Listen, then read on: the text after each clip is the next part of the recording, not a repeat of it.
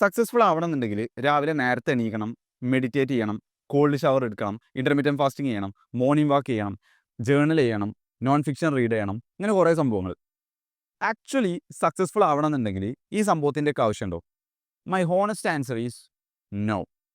നിങ്ങളൊന്ന് ആലോചിച്ച് നോക്ക്. Elon Musk, Jeff Bezos, Steve Jobs, Zuckerberg, നമ്മളെ ബൾബ് കണ്ടുപിടിച്ച എഡിസൺ, അതുപോലെ എത്രങ്ങാനും ആൾക്കാർ, അതുപോലെ വാറൻ ബഫറ്റ്, അല്ലെങ്കിൽ നമ്മളെ നൈക്കി ഉണ്ടല്ലോ, നമ്മളെ ഷൂവിൻ്റെ ഒക്കെ കമ്പനി നൈക്കി. ഈ നൈക്കിൻ്റെ ഓണർ അല്ലെങ്കിൽ ക്രിയേറ്റർ ഫിൽ നൈറ്റ്, ഇവരൊക്കെ രാവിലെ മെഡിറ്റേഷനും മോർണിംഗ് വാക്കും ജേർണലിങ്ങും ജിമ്മിൽ കുറേ നേരം നിന്നുകൊണ്ടും സെൽഫ് അഫർമേഷൻസ് പറഞ്ഞാണ്ടും പോസിറ്റീവ് അഫർമേഷൻസ് പറഞ്ഞാണ്ടൊക്കെയാണോ സക്സസ്ഫുൾ ആയത്? അങ്ങനെയാണോ ഇവർ 99% ആൾക്കാർ മുമ്പ് എത്തിയത്? No, no. ഇവരൊന്നും അങ്ങനെ ചെയ്യുന്ന ആൾക്കാരല്ല. ഈ ലോകത്തിൽ ഒരുപാട് വലിയ ഡിമാൻഡുകളുണ്ട്.